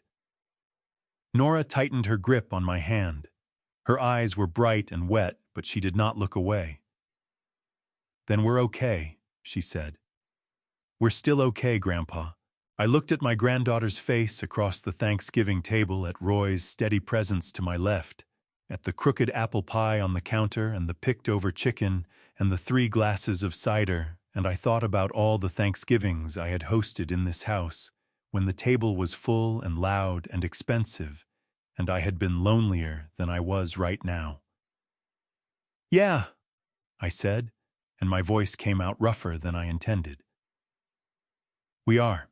January came cold and gray, the way January always comes to the Central Valley, when the tulle fog settles in off the Delta and turns the whole world flat and white and close. On the 14th, Meg called at 7 in the morning. I was already up, already dressed, already on my second cup of coffee because I had not slept past 5:30 in 40 years, and I was not going to start now. I picked up on the first ring. They filed, Meg said. I set my coffee cup down on the counter with both hands. Tell me. Grant and Caleb jointly. 2 claims. Her voice was measured and precise, a woman who had already read everything twice before she picked up the phone. First claim, undue influence. They are arguing that the trust was executed while you were under improper pressure from outside parties, meaning they will try to convince a judge that someone manipulated you into signing away your estate against your own interests. Second claim, conservatorship petition. They are asking the court to appoint a conservator to manage your remaining assets on the grounds that you lack the capacity to do so independently. I pressed my free hand over my eyes. And the psychiatric evaluation. Attached as supporting documentation for the conservatorship claim, Meg said. The same document, same date, same impossible timestamp. A pause. Walter, I filed the report with the Fresno County District Attorney 3 weeks ago. They have opened a preliminary inquiry. I want you to know that the people who signed that document are now under scrutiny that has nothing to do with your civil case. I took my hand from my eyes and looked out the kitchen window at the fog sitting heavy over the valley, so thick I could not see Roy's fence line 30 yards away. What about Sasha? I said. A brief pause. Sasha is not named on the petition, Meg said. She did not sign. The kitchen held still around me. I stood there with that information and turned it over carefully, the way you turn something fragile over to check it from every angle before you decide what it is. She knew about this, I said. She had to. Almost certainly, Meg said. What she chose to do with that knowledge is a different question and not one we need to answer right now. Her voice shifted slightly, taking on the particular steadiness she uses when she wants to make sure you are hearing her. Walter, are you all right? I almost said yes. The word was right there, the automatic answer, the one I had been giving people for 4 years whenever they asked how I was doing since Eleanor died. Fine. Good. Getting along. No, I said instead. But I will be. That's the right answer, Meg said. Here is what I need you to do.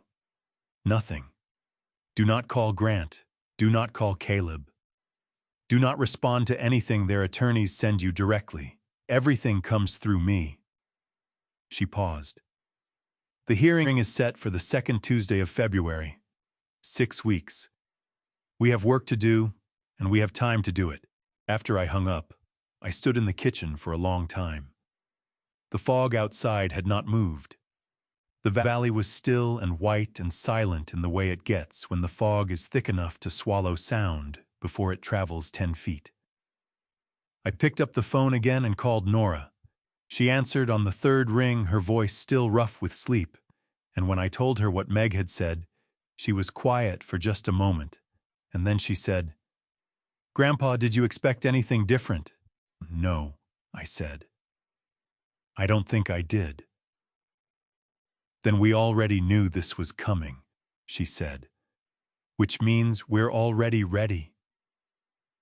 Her voice had steadied into something that sounded remarkably like Eleanor, at her most determined, clear and flat, and absolutely certain. You built something solid. Meg built something solid. Let them push against it. I pressed my hand to my mouth for a moment because my throat had tightened in a way I did not want her to hear. When did you get so steady? I said. I've been practicing, she said. Go finish your coffee, Grandpa. I'll call you tonight. I put the phone down and went back to the window. The fog was beginning to thin at the edges the way it does by mid-morning when the sun finally gets enough altitude to work on it.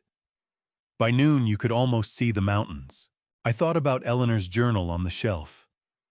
I thought about 40 years of farmland and the trust document filed and recorded in Sacramento.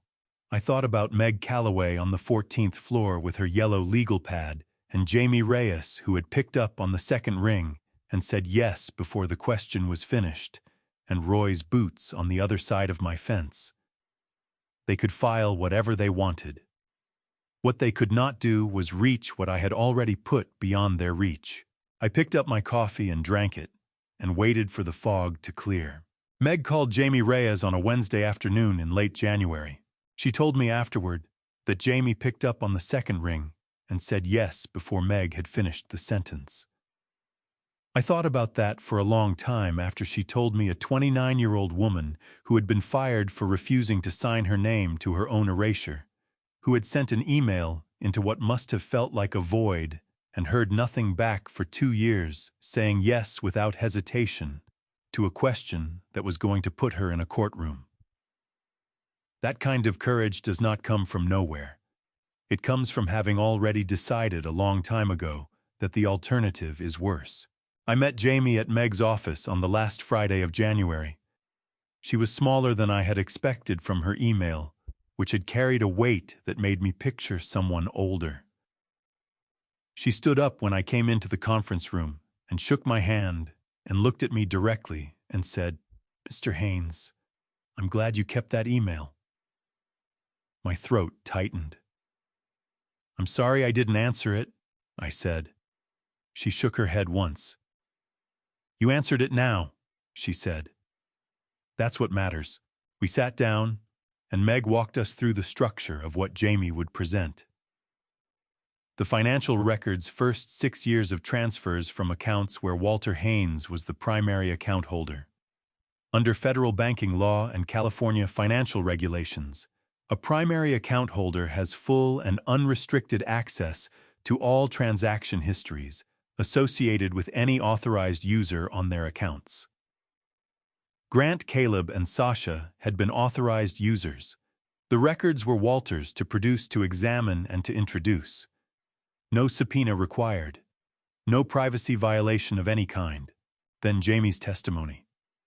The design files timestamped from her own workstation predating the intellectual property registrations Sasha had filed under her personal name. The Valley Light Foundation materials Derek Pruitt had contacted Jamie through Sasha's studio to produce marketing documents for the foundation. Jamie had kept every file. She had kept them the way people keep things when something feels wrong, and they cannot yet say exactly why.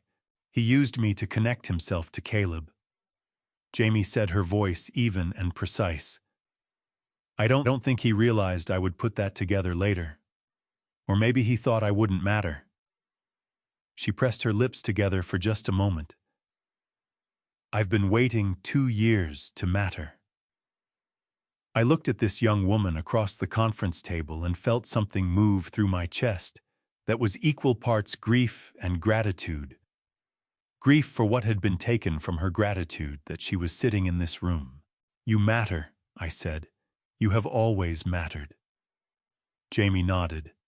Her jaw was tight, but her eyes were steady.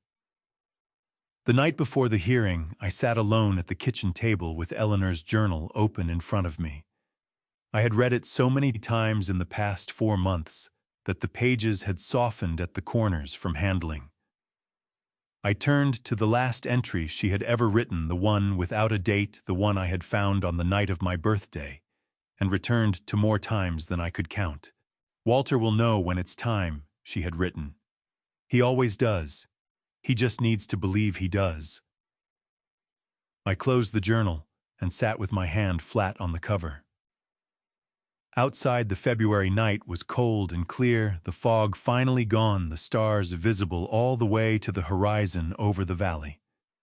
I could see the light on Roy's property through the kitchen window, the one he leaves burning in the equipment shed when he works late, and knowing it was there steadied me the way it always had. I opened the drawer next to the stove and took out Eleanor's watch. I set it on the table in front of me and looked at it for a long time. The scratched crystal, the worn band, the small gold face that had been against her wrist every day for 30 years. I picked it up and held it in my palm and felt the weight of it, which was very slight, less than you would expect for something that had carried so much. I set it in my breast pocket. I would wear it tomorrow. Then I turned off the kitchen light and went to bed, and I lay in the dark and thought about Eleanor and about Roy's light in the equipment shed, and about a 29-year-old woman who had said yes before the question was finished, and I felt something I had not felt in a long time settle into my chest and stay there. I was ready. Meg came in with one folder. Grant's attorneys came in with 2 banker's boxes on a rolling cart, which told me everything I needed to know before anyone said a word. I have spent 40 years in an industry where the people who are most uncertain bring the most paper, and some things do not change between a machine shop and a courtroom. I sat at the table on the left side of the room with Meg beside me and Eleanor's watch in my breast pocket, and my hands flat on the table in front of me. Grant sat at the table on the right and did not look at me once in the 2 hours that followed. Not once. I watched for it. His jaw was set, and his eyes were fixed on the middle distance above the judge's bench, the posture of a man who has decided that if he does not look at something, it cannot be entirely real. Caleb sat beside him, with his head slightly bowed, and every few minutes he would glance up at the judge and then back down as though he was calculating something and not liking the result. Nora sat in the gallery behind me. She had driven down from Sacramento the night before and slept on my couch and made coffee at 6 in the morning without being asked. When I came into the courtroom, she was already in her seat with her hands folded in her lap and her chin up, and she nodded at me once when I looked back at her, the specific nod of a person who has decided to be solid for someone else. Grant's lead attorney went first. He was polished and thorough, and he talked for 35 minutes about a grieving elderly man who had been isolated by loss and had made a sudden, unexplained decision that stripped his own children of their inheritance without warning or conversation. He used the phrase "family misunderstanding" twice to describe what had happened at Napa Valley in September. He used the word "vulnerable" 4 times in reference to me. He was good at his job, and I did not enjoy listening to him. Then Meg stood up. She did not give a speech. Meg Calloway has never given a speech in her life. She placed 4 items on the table in front of the judge and identified each one in a single sentence. 6 years of financial records from accounts held in Walter Haynes's name, showing the complete transaction history of all authorized users. The California Secretary of State registration for Linda Haines Consulting, LLC, showing no physical address, no employees, and incorporation 3 months after Valley Light Foundation's first fundraising event. An email received by Walter Haines from Jamie Reyes with attachments dated November 14th, 2 years prior, and a sworn affidavit from Jamie Reyes prepared and notarized the previous week. Then she asked Jamie to take the stand. Grant's attorney objected before Jamie reached the witness box. The judge overruled him. He objected again when Meg asked Jamie to describe the Valley Light Foundation materials. Overruled again. He objected a 3rd time when Jamie produced the file showing Derek Pruitt's name on the original commission request.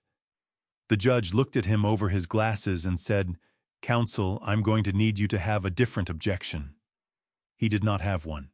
When Meg raised the financial records, Grant's attorney got to his feet and argued that the records violated his client's financial privacy. His voice had acquired a careful quality it had not had at the start of the morning, the careful quality of a man who is recalculating while speaking. Meg said, "Your Honor, every record in this set originates from accounts where Mr. Walter Haines is the primary account holder. Grant Caleb and Sasha Haines were authorized users on those accounts. Under both federal banking regulations and California financial law, a primary account holder has unrestricted access to all transaction data associated with any authorized user. There is no privacy interest at issue here. Mr. Haines is looking at his own accounts." The judge nodded once and said, "Sustained. Continue." Grant's attorney sat down. He picked up his pen and then set it back down and did not pick it up again. Caleb leaned toward his attorney and said something very quietly. His attorney nodded. Then Caleb stood up and his attorney addressed the bench and said his client needed to step out for a medical reason. The judge excused him. Caleb walked to the side door without looking at anyone and went through it, and that was the last I saw of him that day. Jamie finished her testimony. The room was very quiet in the specific way rooms get quiet when something has been said that cannot be unsaid. The judge removed his glasses and set them on the bench in front of him and looked at the two tables for a moment. "A competent adult," he said, "has the right to dispose of their own property in any manner they choose for any reason they choose, including reasons other people disagree with. The standard for undue influence requires evidence of improper pressure that overcame the grantor's free will. I have seen no such evidence today. I have seen substantial evidence of a man who examined his own financial records, consulted a qualified attorney, and made a deliberate and informed decision." He picked his glasses back up. "The conservatorship petition is denied. The trust is confirmed without modification. The petition is dismissed in its entirety." He also noted in language that went into the record that the psychiatric evaluation attached to the original petition had been referred to the Fresno County District Attorney for review of potential criminal violations. It was over in 4 minutes. I sat still for a moment after the gavel came down. Meg put her hand briefly on my arm and squeezed once, and then took it away. And I reached into my breast pocket and touched the face of Eleanor's watch with one finger and pressed it there for just a second. Then I stood up and began gathering my things, and I heard footsteps behind me, and I turned around, and Sasha was standing 10 feet away in the aisle of the gallery alone without her attorney, without Derek, with her hands clasped in front of her, and her face carrying an expression I had not seen on it before. She looked like someone who had rehearsed something and decided at the last moment not to use any of it. I waited.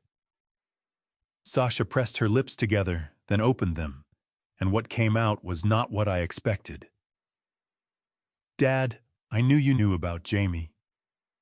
Her voice was low and steady, the voice of someone who has been holding a sentence for a long time and is finally setting it down. "I kept waiting for you to say something. When you never did, I thought you just didn't care enough to." The hallway outside the courtroom was quiet. Somewhere behind us, a door opened and closed.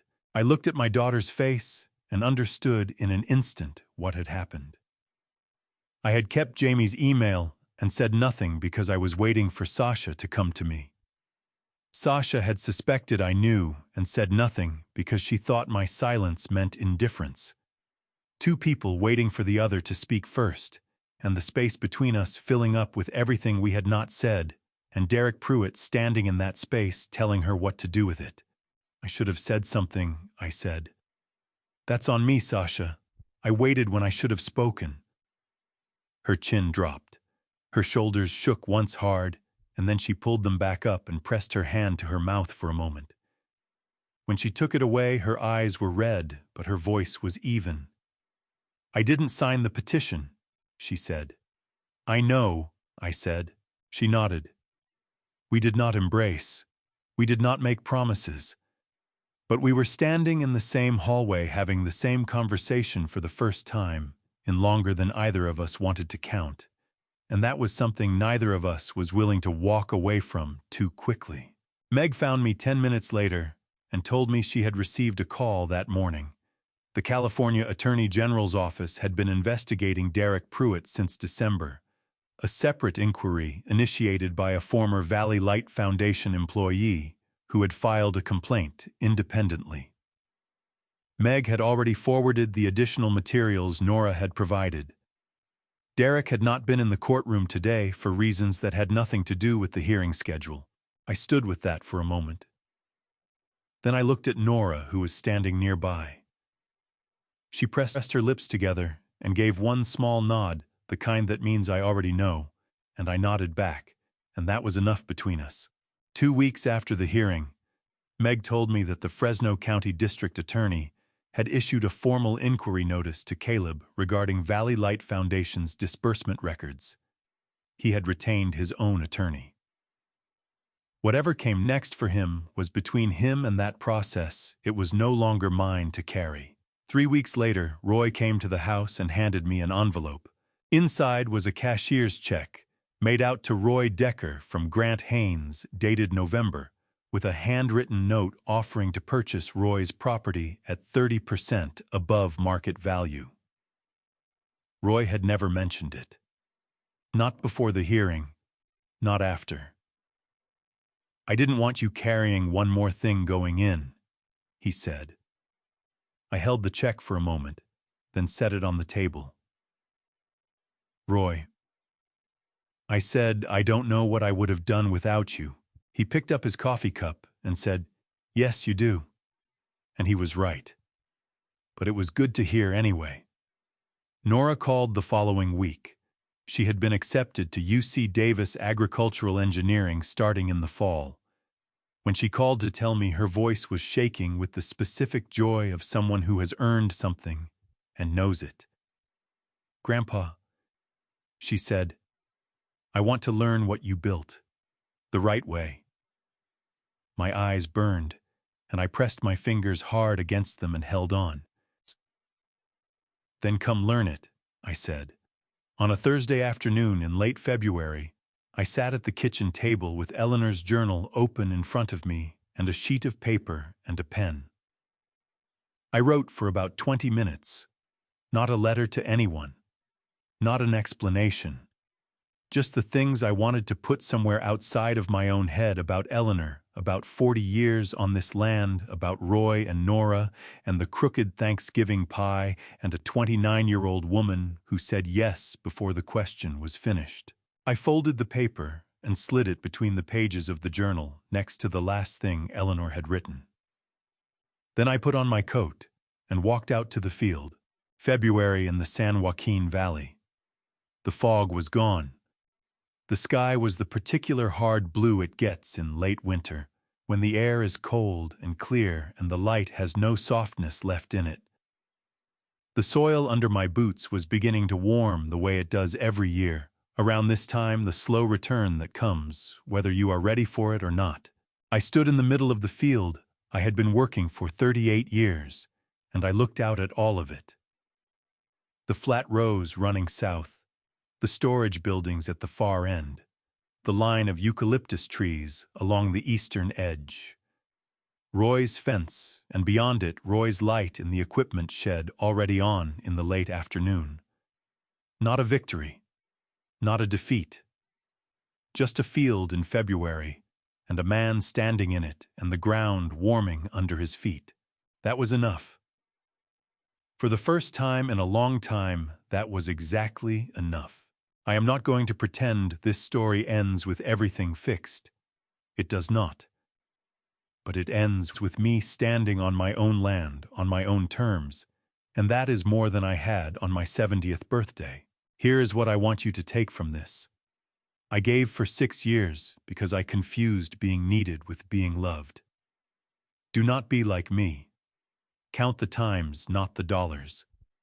If you have lost track, that number is already telling you something.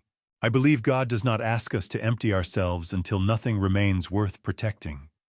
He asks us to be good stewards of what we built, of who we are. These are family stories, revenge nobody plans to live. But more people are living them than will ever say so. I am one of them. My personal opinion is simple: love without boundaries is not generosity. It is a slow disappearance. If this story reached you, if you saw yourself in that kitchen, in that silence, in that birthday, no one remembered, leave a comment below. Share it with someone who needs to hear it. And if you want more family drama, revenge stories told all the way to the truth, subscribe and stay with us. Every story here exists for one reason: so fewer people live through family drama revenge alone. Thank you for staying until the very end. It means everything. The stories on this channel contain fictional elements built for the purpose of honest storytelling. If this content is not for you, we understand. Please find what serves you best elsewhere.